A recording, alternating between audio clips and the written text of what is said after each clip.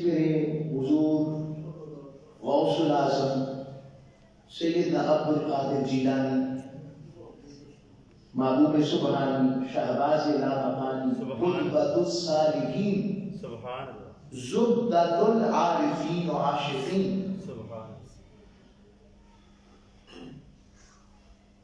آپ رضی اللہ تعالیٰ عنہ کی یاد اور ذکر کے لیے عنوان کے طور پر حضور غوث پاک کی تعلیمات کے موضوع کے اوپر یہ خوبصورت محفل منعقد کی. اللہ رب العزت آپ سب کا آنا، اس کو منعقد کرنا اور ان کے ذکر سے خود کو مستفید کرنا قبول و منظور فرمائے. اور اگلی بات کہوں گا، قبول فرمایا ہے تو لا کر بٹھایا ہے.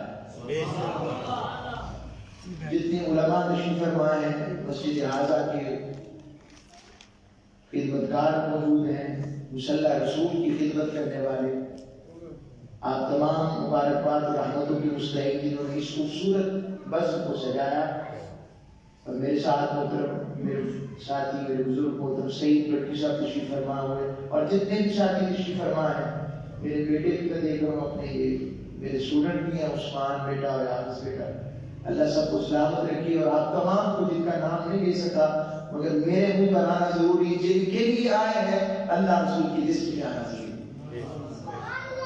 وقت کی مناسبت دیکھتے ہوئے میں نے قرآن مجید فرقان حمید کی آیت تلاوت کرنے کا شرف حاصل کیا. یہ سورہ یونس شریف کی مشہور و معروف، ہر آیت مشہور ہے مگر شان اولیاء کے حوالے سے سورہ یونس شریف کی آیت نمبر 62 اور 63 تلاوت کرنے کا شرف حاصل کیا. اللہ رب العزت نے ارشاد فرمایا الا. اور میں اپنی گفتگو شروع کرنے سے قبل ہمیشہ یہ بات ضرور بتاتا ہوں کہ ایک آیت سیکھنے کا اجر کتنی؟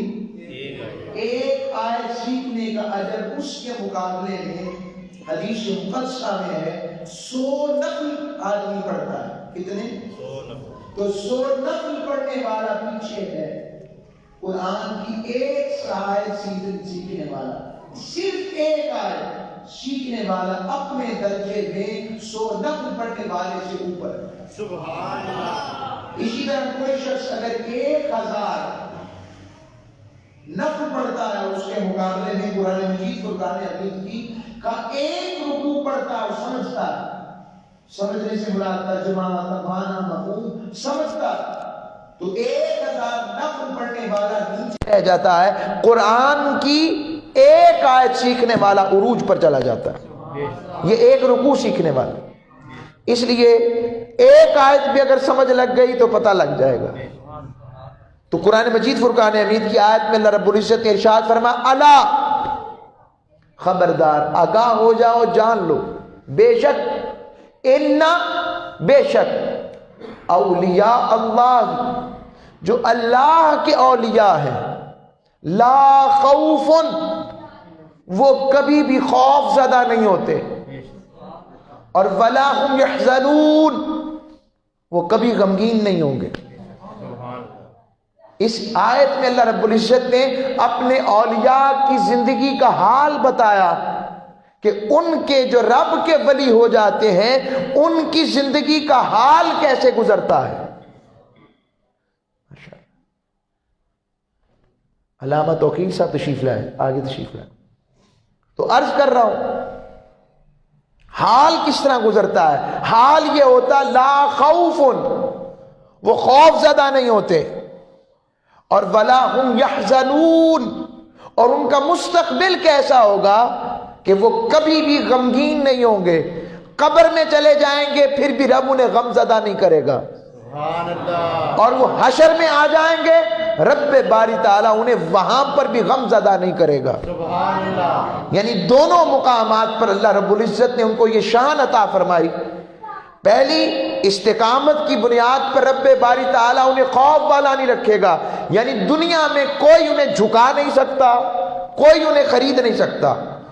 اور ولا هم يحزنون، اور مستقبل میں قیامت میں بالخصوص جہاں پر ہر کوئی ڈرا ہوا ہوگا، ہر کوئی اپنے پیارے سے بچھڑا ہوگا، دور ہو رہا ہوگا، عالم کے اندر بھی جو رب والے ہوں گے اوروں کے لیے وہ دن یوم حساب ہوگا، اور اس دن اللہ والوں کا حال یہ ہوگا یوم تری المؤمنین والمؤمنات یسعی نورہم بین ایدیہم، کہ مومن مردوں اور عورتوں کی شان یہ ہوگی حضور کے غلاموں کی کہ نور ان کے آگے آگے چل رہا ہوگا، اور وہ نور والے ہوں گے۔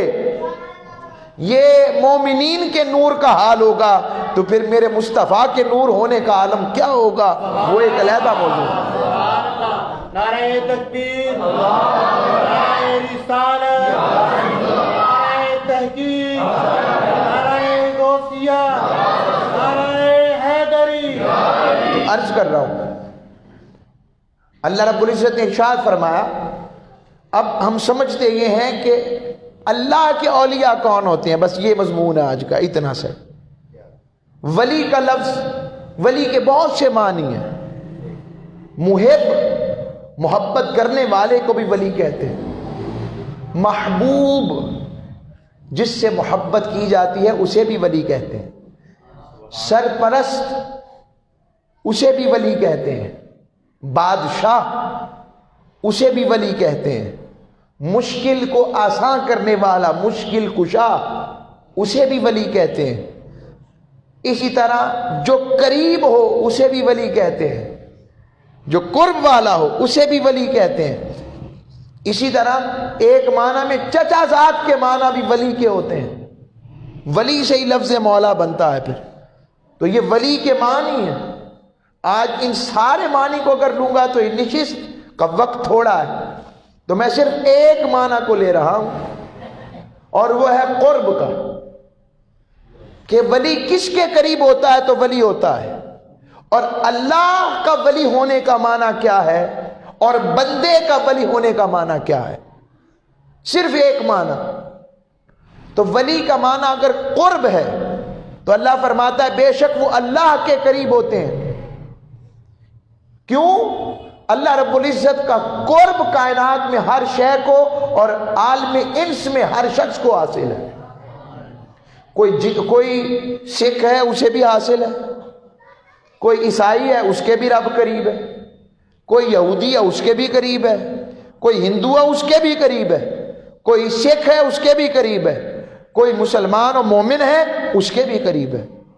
تو پھر اس کا معنی یہ ہے رب ہر ایک کے قریب ہے۔ جی، نحن اقرب الیہ من حبل الورید، رب نے فرمایا میں ہر ایک کی شارک سے قریب ہوں، تو رب ہر ایک کے قریب ہوا۔ اس کا معنی یہ ہوا اللہ ہر ایک کا ولی ہے، مگر ہر کوئی اللہ کا ولی نہیں ہے۔ توجہ سے بات سننی ہے، اللہ ہر ایک کا ولی ہے، یعنی اللہ ہر ایک کے قریب ہے مگر ہر کوئی رب کے قریب نہیں ہے۔ تو رب کے قریب کون ہوتا ہے؟ وہ اللہ کے قریب ہونے کا نسخہ کیا ہے؟ فرمایا ادھر آؤ میں بتاتا ہوں، النبی الاولی بالمؤمنین من انفسہم، نبی مومنوں کی جانوں سے بھی زیادہ قریب ہے۔ یعنی جو یہ مانتا اور جانتا، اور جان کہاں ہوتی ہے؟ یاد رکھیں، محبوب اپنی بات کی تو کہا شارک کے قریب، آقا صلی اللہ علیہ وآلہ وسلم کی بات کی تو فرمایا محبوب جان سے بھی زیادہ قریب۔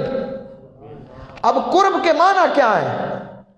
جان ہوتی کہاں ہے؟ یہ دیکھیں، یہ چمڑی ہے ہماری، اس کے نیچے ہڈیاں ہیں، پورا کیپلریز کا شریانوں کا نظام ہے، اور ان ہڈیوں کے اندر گودا ہے، جان وہاں ہوتی ہے۔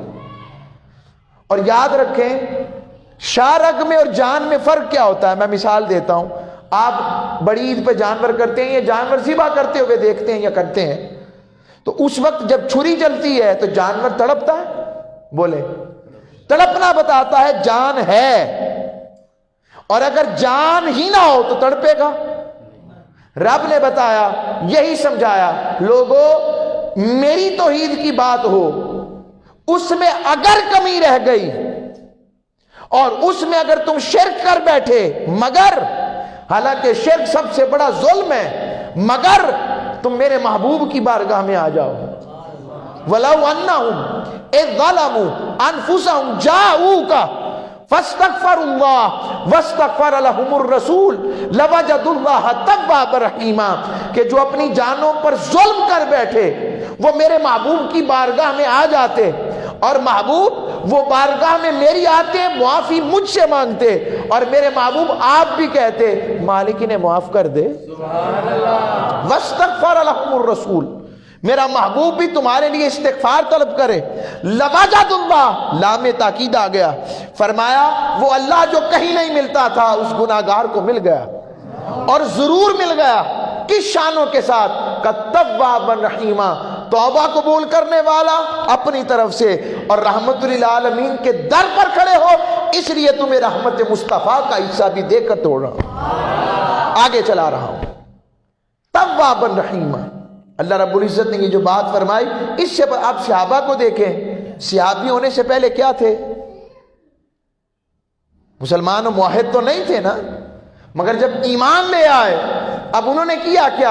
اور یہ بھی جملہ سن لیں، کائنات کی سب سے بڑی عبادت کیا ہے؟ نماز۔ کوئی کسی کے ذہن میں آئے گا نماز ہے، کسی کے ذہن میں آئے گا روزہ ہے، کسی کے ذہن میں آئے گا اخلاق ہے، کسی کے ذہن میں کوئی چیز حتیٰ کہ توحید ہے۔ یاد رکھیں، کائنات کی سب سے بڑی عبادت جس نے صحابہ کو صحابی بنا دیا، اور کوئی غوث، کوئی قطب، کوئی ابدال ان کے قدموں کی دھول کو بھی اپنے ان کے برابر نہیں ہو سکتا۔ وجہ کیا ہے؟ صرف ایک وجہ ہے کہ ایمان لا کر انہوں نے چہرہ مصطفیٰ کا نظارہ، حضور کے چہرے کا وظیفہ کیا ہے، اس چیز نے انہیں صحابی بنا دیا، اور یہ کائنات کی سب سے بڑی عبادت ہے۔ ورنہ نماز بعد میں آئی ہے، صحابی پہلے ہیں، روزہ بعد میں آیا، صحابی پہلے ہیں، حج بعد میں آیا، صحابی پہلے ہیں، اس طرح زکوٰۃ بعد میں آئی، صحابی پہلے ہیں، شراب کے احکام بعد میں آئے، صحابی پہلے ہیں، نکاح کے احکام بعد میں آئے، صحابی پہلے ہیں، پردے کے احکام بعد میں آئے، صحابی پہلے ہیں، اسی طریقہ کار سے جہاد کا حکم بعد میں آیا، صحابی پہلے ہیں، ہجرت کا حکم۔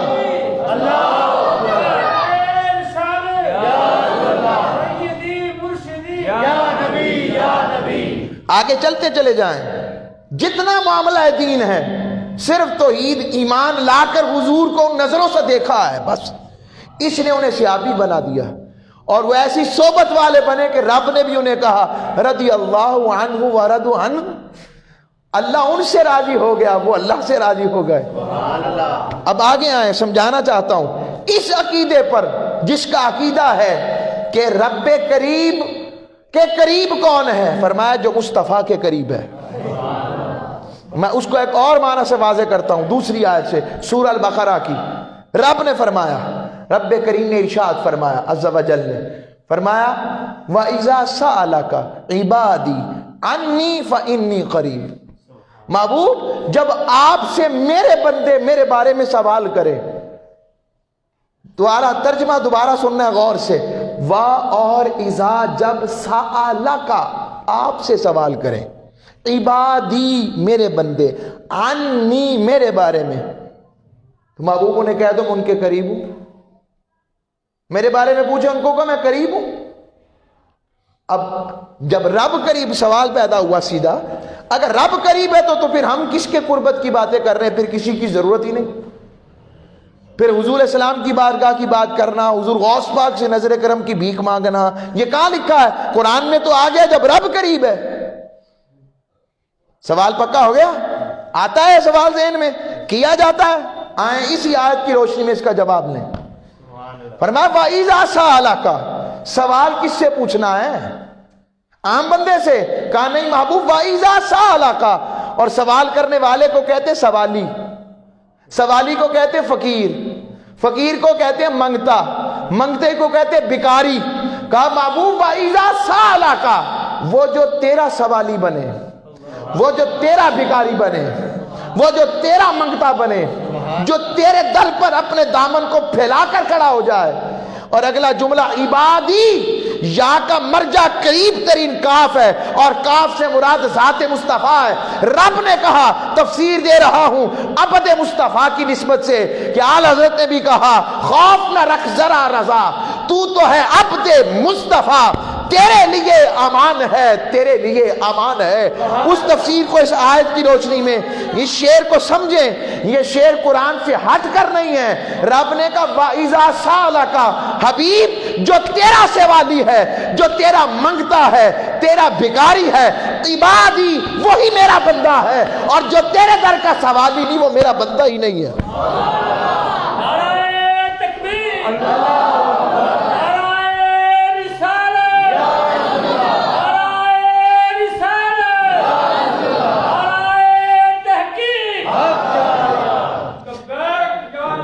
یا رسول اللہ صلی اللہ علیہ وآلہ وسلم، یا رسول اللہ صلی اللہ علیہ وآلہ وسلم، کلنا فداک یا رسول اللہ صلی اللہ علیہ وسلم، سعدیک لبیک و سعدیک یا رسول اللہ صلی اللہ علیہ وسلم۔ بس اب نعروں پہ وقت گزرے گا تو پھر وقت ذوق رہ جائے گا، میں نے اس لیے خود نعرہ لگا دیا آپ کے لیے۔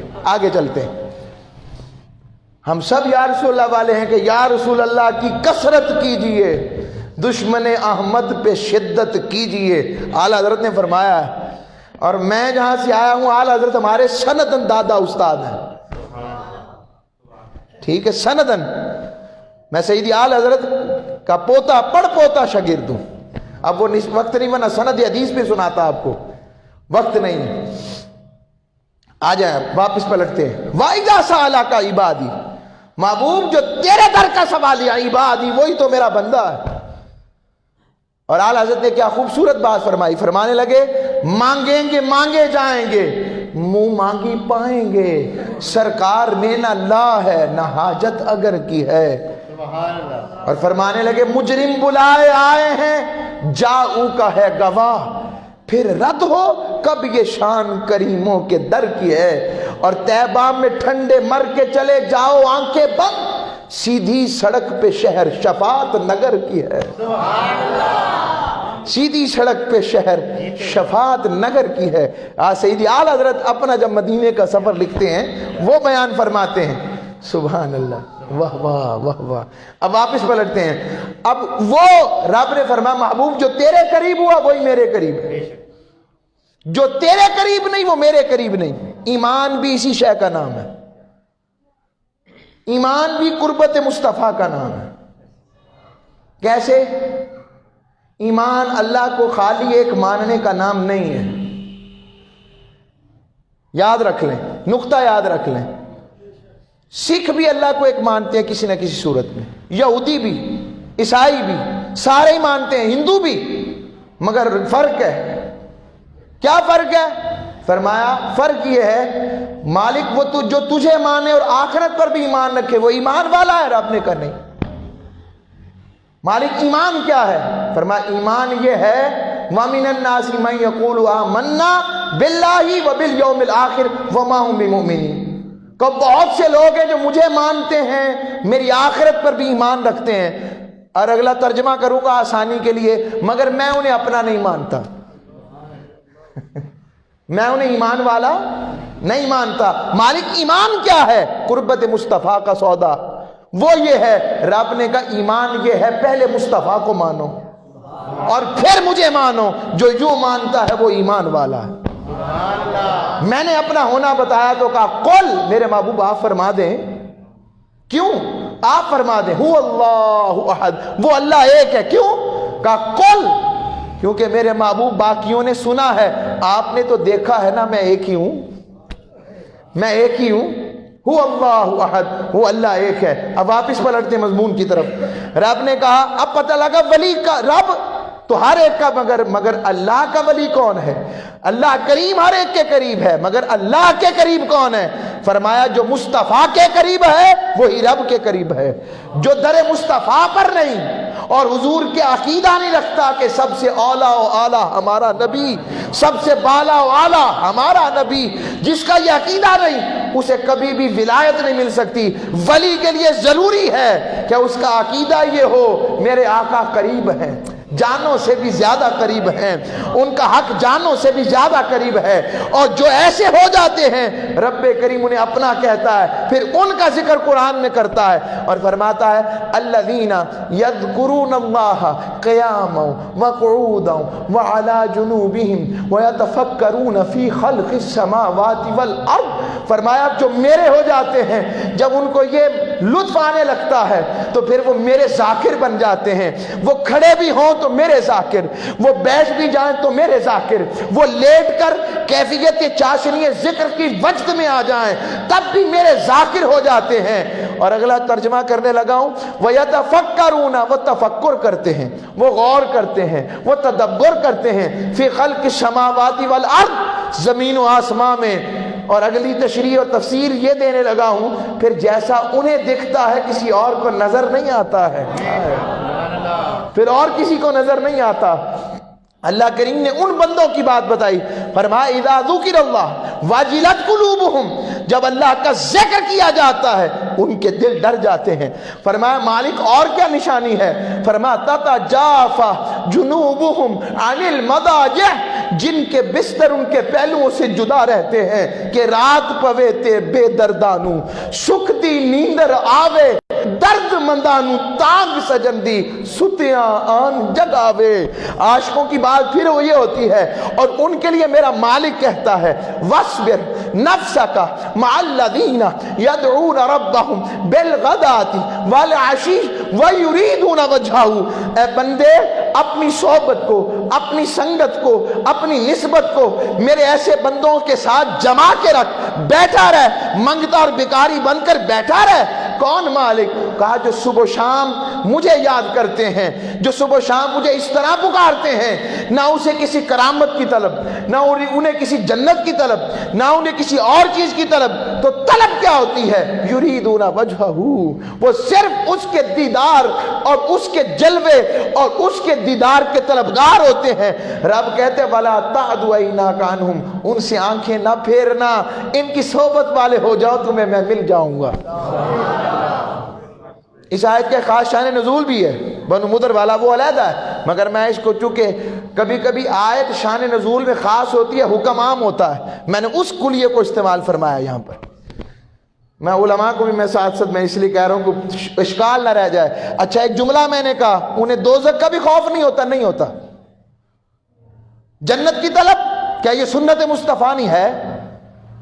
دوزخ سے ڈر جانا بالکل درست ہے، مگر میں آپ کو مثال دیتا ہوں، ابھی آپ کو سمجھ لگ جائے گی کہ یہ جو کہا جاتا ہے غلط فہمی کا شکار ہو جاتے۔ کئی لوگ کہتے ہیں یہ تو ہے ہی غلط بات کہ جنت نہیں ہمیں چاہیے، دوزخ نہیں چاہیے۔ میں آپ کو یہاں پہ تطبیق دینے آیا ہوں، اہل تصوف کے ہاں اس کا معنی کیا ہے۔ کبھی آپ سنتے حضرت رابعہ بصری رضی اللہ تعالیٰ عنہ کا ذکر کہ انہوں نے ایک ہاتھ میں ایک دن پانی پکڑا ہوا بالٹی، کہا کہاں جا رہی ہے رابعہ؟ فرمایا میں دوزخ کی آگ بجھانے جا رہی ہوں۔ دوسری ہاتھ میں آگ تھی، کہا یہ کیا کرنے جا رہی ہیں؟ فرمایا میں جنت کو آگ لگانے جا رہی ہوں۔ تو کہا یہ کیوں؟ کہا میں چاہتی یہ ہوں نہ کوئی دوزخ کے خوف سے اللہ کو یاد کرے اور نہ کوئی جنت کے لالچ میں اللہ کو یاد کرے۔ تو کہا رابعہ پھر کس لیے کرا؟ کہ صرف اس کے لیے۔ اگر ذہن میں یہ سوال آئے یہ تو درست نہیں لگتی بات، یہ تو قرآن و حدیث سے متصادم ہے، متصادم نہیں ہے۔ ہمارا دائرہ احاطہ علم اتنا نہیں جو ان کا ہے۔ یہ غلط نہیں ہے، میں بار بار کہہ رہا ہوں، میں اس پر پہرا دینے بتا رہا ہوں اس بات پر۔ اس پر لوگ اعتراض کرتے ہیں، میں اس اعتراض کا جواب محبت کی زبان میں دے رہا ہوں۔ آقا علیہ السلام نے خود فرمایا حدیث احسان اٹھائیں، حدیث جبریل اٹھائیں۔ جب آقا علیہ السلام سے پوچھا مل احسان، یا رسول اللہ جبرائیل امین احسان کیا ہے؟ فرمایا ان تعبد اللہ کانک تراہ فَإِن لَمْ تَكُنْ تَرَاهُ فَإِنَّهُ يَرَاكَ، اے بندے اللہ کی عبادت یوں کر جیسے اسے تک رہا ہے، اس کے جلووں کو تک رہا ہے، ورنہ یہ تو گمان رکھ کہ وہ تجھے تک رہا ہے۔ اب مجھے بتائیں اس میں دوزخ کا ذکر ہے؟ اس میں جنت کا طلب کا ذکر ہے؟ اس میں تو صرف رب باری تعالیٰ کی ذات کا ذکر ہے۔ اب اس کی مثال سمجھاتا ہوں۔ کلاس روم میں ہم پڑھاتے ہیں تو ایک ہوتے ہیں فیل ہونے والے بچے، انہیں تو نہیں چاہیے ہو جاتے ہیں، تو ان بچوں کو ڈرایا جاتا کہ پڑھ لو، اور ایک ہوتے ہیں انعام والے بچے، جن کو کہا جاتا ہے کہ شوق کے انعام تمہیں یہ ملے گا، حاصل کرو. اور تیسرے ہوتے ہیں پوزیشن ہولڈر بچے.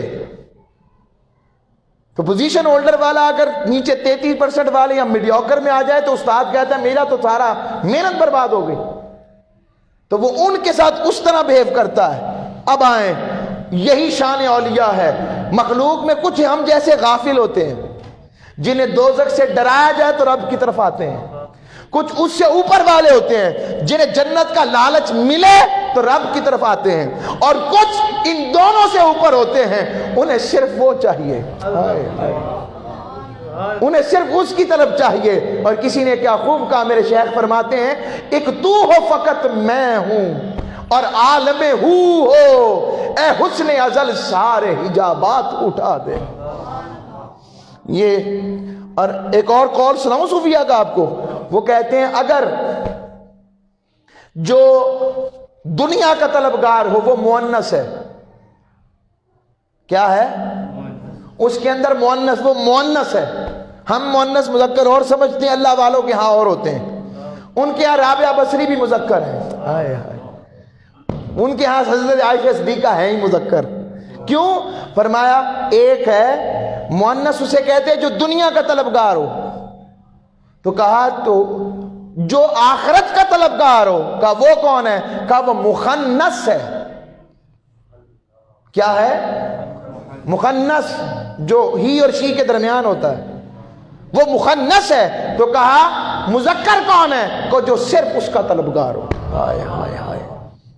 آپ نے نا مجھے اس طرف گلی میں ڈال دیا. کچھ عاشق بیٹھے نظر آئے مجھے تو بولی میری اس طرف چل پڑی، تصوف کی زبان کی طرف.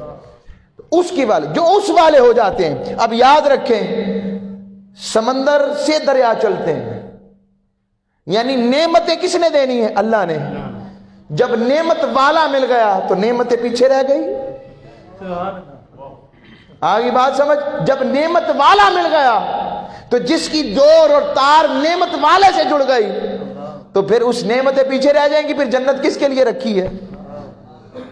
پھر دوزخ کس کے لیے بچانا ہے؟ اور اللہ والوں کی شان مجھے آپ نے یاد کروا دیا، جو اللہ والوں کی محبت الہیہ میں مست ہو جاتے ہیں.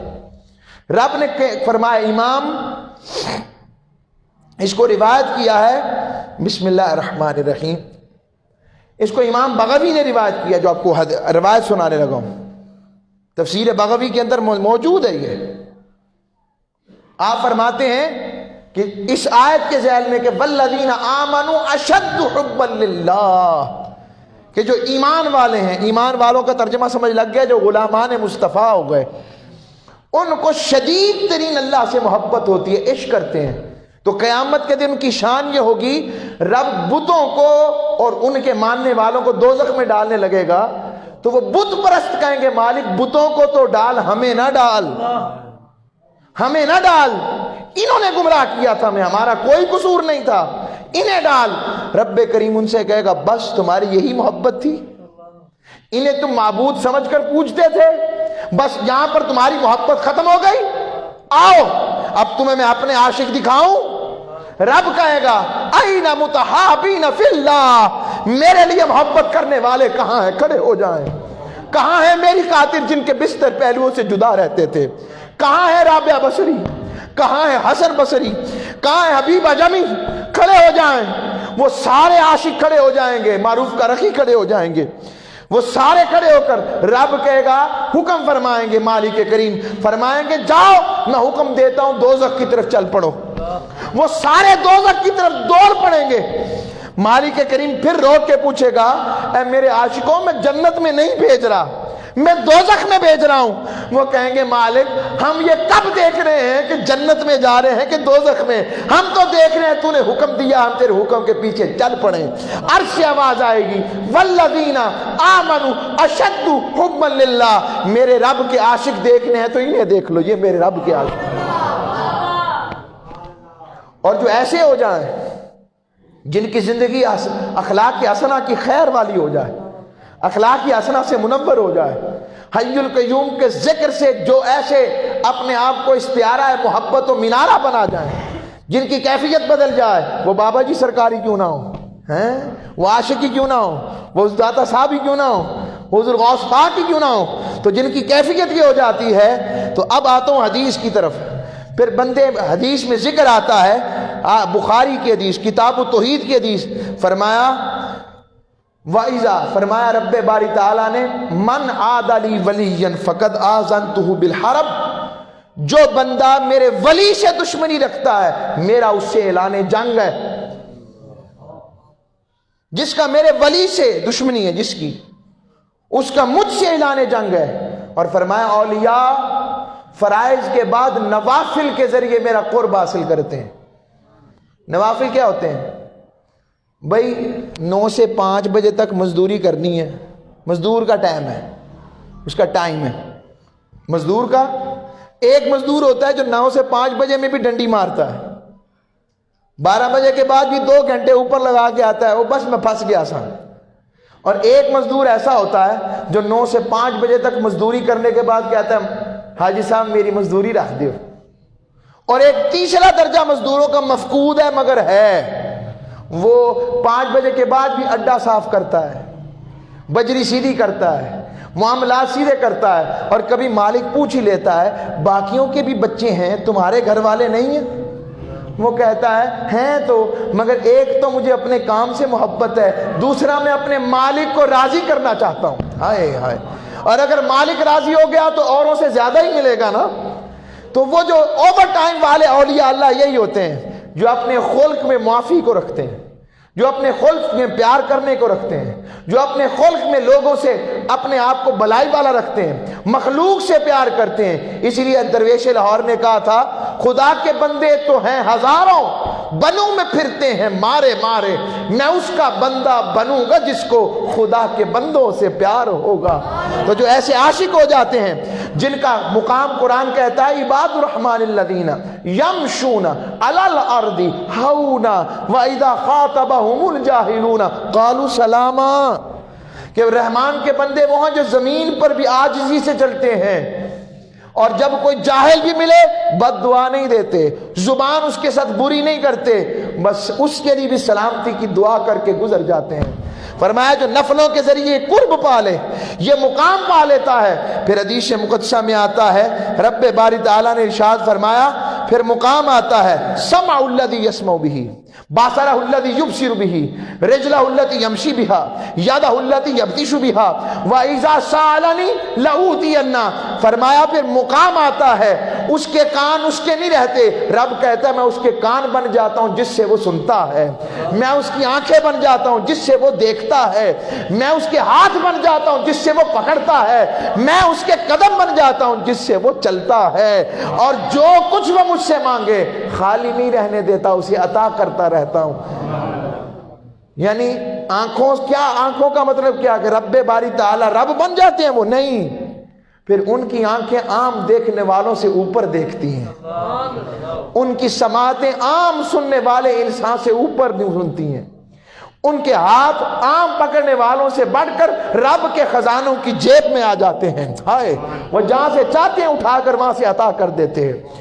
ان کے قدم ان کے نہیں رہتے، وہ چند قدموں کے اندر مدینے اور پھر اگلی منزلوں تک پہنچا دیتے ہیں، وہ مقام آ جاتا ہے. اور جو کچھ وہ کہتے ہیں، آقا نے فرمایا میرے بہت سے ایسے اولیاء ہیں شان والے ہیں جو اگر لگتے تو وہ غبار آلودہ بالوں والے ہیں، لگتے تو وہ بسیدہ کپڑوں والے ہیں، اور وہ ایسے ہیں کوئی آئے تو انہیں پوچھے بھی کوئی نہ، اور وہ ایسے ہیں کوئی اگر چلے جائیں تو کوئی ان کے بارے میں تبصرہ بھی نہ کرے، مگر اگر وہ میرے رب نے رب کریم کے بھروسے پر قسم کھا لیں کہ یہ ایسا ہوگا، رب ایسا کر دیتا ہے.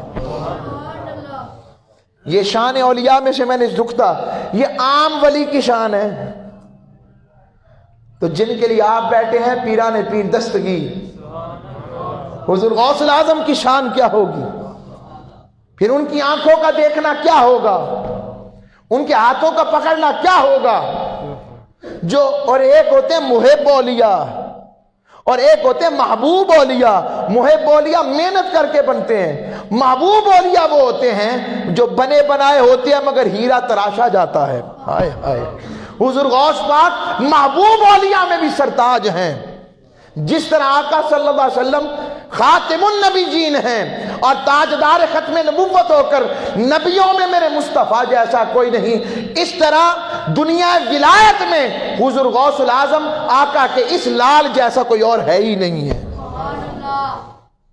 اب کیونکہ تعلیمات کی بات ہے، کرامت کیا ہے؟ ہمارے اکثر کرامت کے اوپر زور، میں ایک آدھا وہ بھی سنا دوں گا، مگر کثرت سے میں کرامت نہیں بیان کروں گا۔ میں آج آپ کو علم بتانا چاہتا ہوں، حضور غوث پاک صرف کرامتوں والے نہیں تھے۔ کرامت تو جب ولی کی گاڑی، جیسے گاڑی چلتی ہے نا، گاڑی تو گاڑی چلتی ہے تو دھول اٹھتی ہے، مٹی اڑتی ہے، بس یوں سمجھ لیں ولی سے کرامت یوں سرزد ہوتی ہے، اس کا نام کرامت ہے۔ اور کرامت ہائے، محی الدین ابن عربی نے کہا، شیخ اکبر حضور غوث پاک نے یہ بیٹا محی الدین ابن عربی کے رحمۃ اللہ علیہ کے ابو جی حضور غوث پاک کی بارگاہ میں گئے تھے اور کہا تھا کہ میں آیا ہوں تو دعا کیجئے کہ اللہ بیٹا دے دے۔ کہا بیٹا تو آپ کے نصیب میں لگتا ہے نہیں ہے۔ فرمایا پھر بیمار آدمی مریض ڈاکٹر کے پاس کیوں آتا ہے؟ لے دیں۔ اپنی پوچھ سے لگا کر، ایسے کمر لگا کر کہا جاؤ، میں نے اپنے صلب سے تمہیں ایک بیٹا عطا کیا، جاؤ۔ وہ محی الدین ابن عربی رحمۃ اللہ علیہ شیخ اکبر، ان سے پوچھا، وہ فرماتے ہیں جس طرح کوئی بالغ ہوتا ہے تو بلوغت کے لیے کچھ چیزیں نظر آتی ہیں کہ جس سے پتہ لگتا ہے بالغ ہے، مگر وہ بالغ پن اسے پسند نہیں ہوتا، مگر اس کے بلوغ کی نشانی ہوتی ہے۔ اس طرح ولایت میں یہ جو کرامت ہے یہ بھی ولی کے بالغ ہونے کی علامت ہوتی ہے۔ وہ پسند تو نہیں کرتا مگر اس سے سرزد کر کے رب بتاتا ہے میرا ولی کس قدر ولایت والا ہے، میں نے اسے ولایت والا بنایا۔ حضور غوث العظم رضی اللہ تعالیٰ عنہ کی شان کی بات آ جائے، 90 سال، بس 5-10 منٹ میں بات ختم کر دوں گا، وقت مجھے پتا ہے، اندازہ ہو گیا۔ آپ تھک تو نہیں گئے؟ بولیے ذرا، بس میں 5-10 منٹ میں ختم کر دوں گا، آپ کا ذوق تھکے نہ، اکے بھی نہ اور تھکے بھی نہ۔ اب یہ ساری تمہید تو باندھی اس لیے تھی کہ پتہ لگے حضور غوث پاک کون ہے، اور ہم جو عقیدہ رکھتے ہیں وہ عقیدہ قرآن و حدیث سے ہٹ کر نہیں ہے۔ سمع الذی یسمع، میں اس کی باتیں اگر چاہیں تو پہلے ایک حدیث بیان کر دوں۔ حضور کے دور میں بھی ایسا تھا، صحابہ وہ کچھ دیکھتے تھے جو کوئی اور نہیں دیکھ سکتا۔ حضور کے ایک صحابی ہیں، چلے میں سمجھا دیتا ہوں اور آسان ہو جائے گا۔ حضور کے صحابی حارث بن مالک انصاری، وہ حضور کی بارگاہ میں آئے، پوچھا کیف اصبحت یا حارث، صبح کیسے کی حارث؟ آقا علیہ السلام نے جب یہ پوچھا، آپ نے فرمایا اصبحت مؤمنا حقا، یا رسول اللہ میں نے سچے مومن کی طرح صبح کی۔ حضور نے پوچھا حارث دیکھ تو کیا کہہ رہا ہے، ہر چیز کی ایک دلیل ہوتی ہے، تیرے کہنے کی اس دلیل کی حقیقت کیا ہے، دلیل پیش کر۔ فرمایا یا رسول اللہ اعزفت نفسی عن الدنیا واظمأن نہاری، یا رسول اللہ اعزفت نفسی عن الدنیا، میں جب سے دنیا میں تو رہتا ہوں، یعنی نعمتیں تو استعمال کرتا ہوں مگر نعمتوں کا پجاری نہیں، دنیا میں تو رہتا ہوں، دنیا مجھ میں نہیں رہتی، اور صبح کے وقت پیاسا رہتا ہوں، رات کے وقت میں اس کی بارگاہ میں کھڑا رہتا ہوں۔ ہائے ہائے، مطلب رات کے وقت اس سے ملاقات ہوتی ہے، اور صبح پیاسا رہتا ہوں، ایک معنی تو ہے کہ روزہ رکھتا ہوں، اور دوسرا معنی وہ جو رات کو شراب ملتی ہے نا محبت کی، وہ جو چاہت کی خیر ملتی ہے کہ تو بچا بچا کے نہ رکھ اسے، تیرا آئینہ ہے وہ آئینہ جو شکستہ ہو تو عزیز تر ہے نگاہ آئینہ ساز میں۔ اور اقبال رحمۃ اللہ علیہ فرماتے ہیں تو نے پوچھی ہے امامت کی حقیقت مجھ سے، حق تجھے میری طرح صاحب اسرار کرے، وہی ہے تیرے زمانے کا امام برحق جو حاضر و موجود سے تجھے بیزار کرے، اور دل کے آئینے میں دکھا کر رخ دوست تیرے لیے زندگی اور بھی دشوار کرے۔ وہ جو عشق والے ہو جاتے ہیں ان کی بات ہو رہی ہے کہ کبھی ہے حقیقت منتظر نظر آ لباس مجاز میں، کہ ہزاروں سجدے تڑپ رہے ہیں میری جبین نیاز میں۔ جب عاشقوں کا یہ مقام ہو جاتا ہے تو فرمایا آقا اب عالم یہ ہے، صبح پیاسا رہتا ہوں، رات کو جاگتا رہتا ہوں، کب ملاقات ہوگی، کب اس کی طلب آئے گی، آواز آئے گی حل من سائل، ہے کوئی مجھ سے مانگنے والا اسے عطا کروں، ہے کوئی سوالی؟ تو مالک اب عرض یہ ہے اب عالم یہ ہے انکانی رب عرش بارزن، میں ایسے آنکھ اٹھاتا ہوں تو رب کے عرش کو ایسے دیکھتا ہوں جیسے آسمان کو دیکھ رہا ہوں۔ یہ سمع الذی یسمع، یہ حضور کے صحابی ہیں جن کا میں واقعہ سنا رہا ہوں، اور یہ بات وہ حضور کے سامنے کہہ رہے ہیں، یا رسول اللہ میں عرش کو دیکھتا ہوں، عرش تک تو نگاہ ان کی جاتی ہے، تو مصطفیٰ کی نگاہ کہاں تک جاتی ہوگی؟ اور پھر حضور علیہ السلام کی اس نسبت کے ساتھ یہ تسلسل آگے حضور غوث پاک پر کہاں جاتا ہوگا؟ ان کو کیا کیا میخانے عطا ہوئے ہوں گے، اور فرمایا یا رسول اللہ جنتیوں کو جنت میں ملتے دیکھتا ہوں، دوزخیوں کو دوزخ میں اس عذاب سے تکلیف میں ان کی آوازیں سنتا ہوں۔ آقا نے فرمایا عرفتہ عرفتہ عرفتہ فالتزم، حارث تو عارف ہو گیا۔ اگر کوئی شعبہ میسر شیبانی سے کلیمی 2 قدم ہے، فرمایا عارف ہو گیا، تو عارف ہو گیا، چمٹا رہ، تجھے عرفان کی دولت مل گئی ہے۔ تو یہ جنتوں کو جنت میں دیکھ رہے ہیں مدینے میں بیٹھ کے۔ میں نے حضور کی حدیث سنائی، مجھے پتا ہے، اور جو بات حضور نے نہ کہی اس کا اور ان کی طرف منسوب کی جائے اس کا ٹھکانہ جہنم ہے، مجھے علم ہے۔ میں نے طبرانی کی حدیث سنائی ہے آپ کو، تو یہ کرامت کا سلسلہ نیا نہیں ہے، یہ حضور کے صحابہ کے دور سے چل رہا ہے۔